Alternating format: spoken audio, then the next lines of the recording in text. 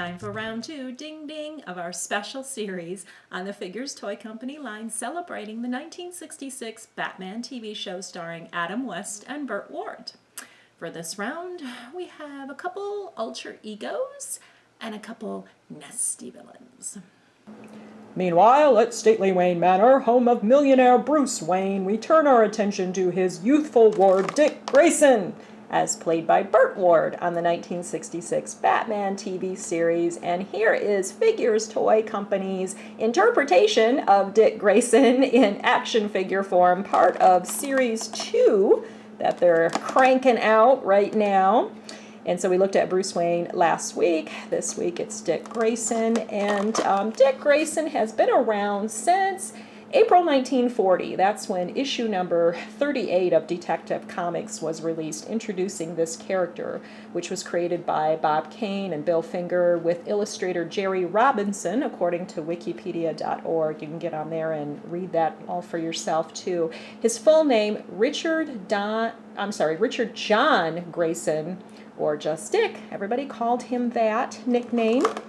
And so you can see in this packaging, very similar to what we saw last week, although we got screenshots of Dick in action on the 1966 series with his little, I loved how they often did have him in like these velour type shirts. He's got two of them shown right here, one in red and one in green, and then just a sweater with a white shirt underneath it. You can see that was the inspiration for what this figure was wearing, because you can see the white collar, although it is attached to this red sweater or shirt that the figure is wearing. And then on the back, we've got very similar to what we saw last week with Bruce Wayne, some images of the different figures in the different series. And in this series too, in the next 2 weeks, as we progress onward, we'll take a look at Penguin and Egghead next.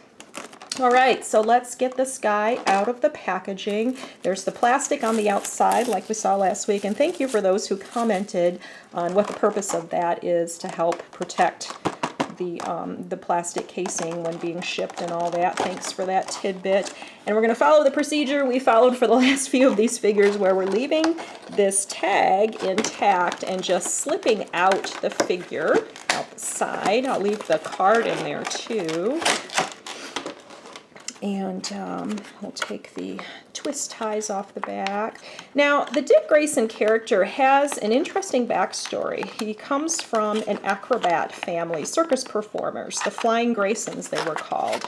They didn't really touch on this in the 1966 series because it didn't get that dark, but if you watch the 1990s Batman the Animated Series, you'll see a nice flashback scene with when they introduced the Robin character with Dick as a little kid, actually at the circus watching his parents get killed. It's rather dark, but it does tell the story of his parents' death by sabotage on the flying trapeze and gives a little more insight into his character, and it involves this whole mystery that Bruce Wayne helps, as Batman helps him track down in that story in the animated series, so it's very interesting. But, you know, they kept things nice and light in 1966 on the live-action series for Dick Grayson.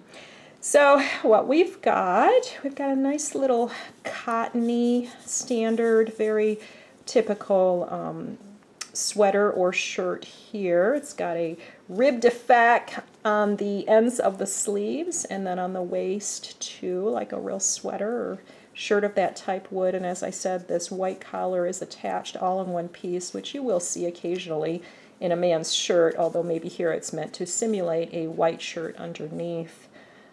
But it's all one piece. And then the slacks are charcoal gray. I don't know if the camera picks that up, but with the natural light of the window coming in right now, I can see charcoal gray, not black, not gray, not blue or anything like that, but just a very dark, dark gray.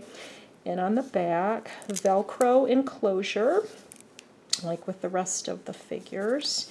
And let's see on his back too, figurestoycompany.com, web address, made in China. And very, very almost loose articulation in the head. I feel like I could almost take the head off, although I'm not going to try. It does look like there's a little bit of an imprint here around his neck.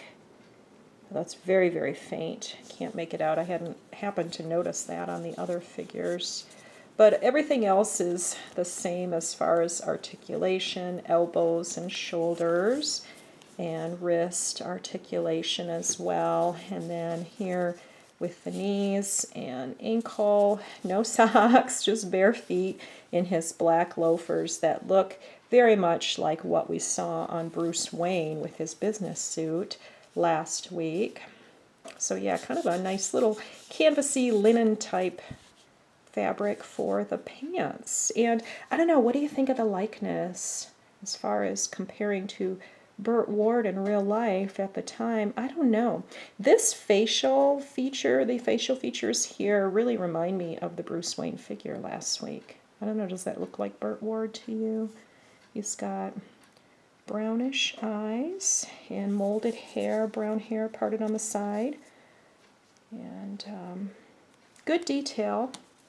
So yeah, kudos to Figures Toy Company for continuing to churn these things out for us avid fans out here. And we will continue on with Penguin next week.